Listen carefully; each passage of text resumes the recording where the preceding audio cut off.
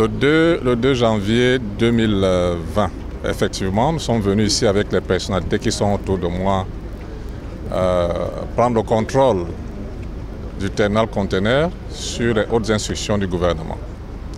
5 ans après, nous sommes revenus, les mêmes personnes. Je vous cite le directeur général des douanes qui est avec moi. Je vous cite le directeur général du Conseil national des chargeurs. Je vous cite le président du groupement des aconniers. Je vous cite le président de l'Union des consignataires et bien d'autres qui sont venus 5 ans après constater l'évolution.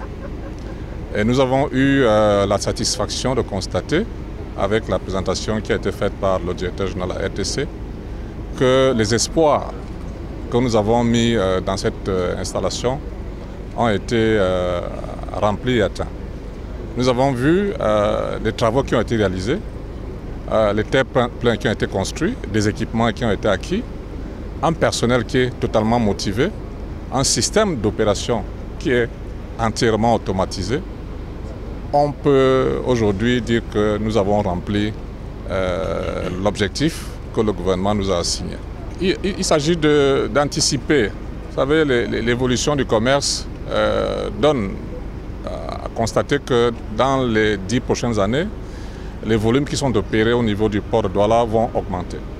Et donc ce que nous sommes en train de vouloir faire, c'est d'agrandir le terminal en construisant un nouveau quai de 200 mètres linéaires et puis en aménageant à peu près 800 hectares, dans 8 hectares de terre plein.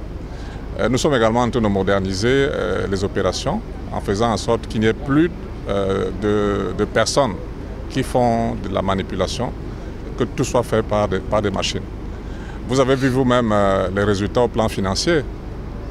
Nous allons certainement continuer à les engranger. Et tout ce qu'on peut dire, c'est que nous avons eu raison, sous l'impulsion du gouvernement, à prendre le contrôle du terminal pour qu'il soit entièrement opéré par des Camerounais.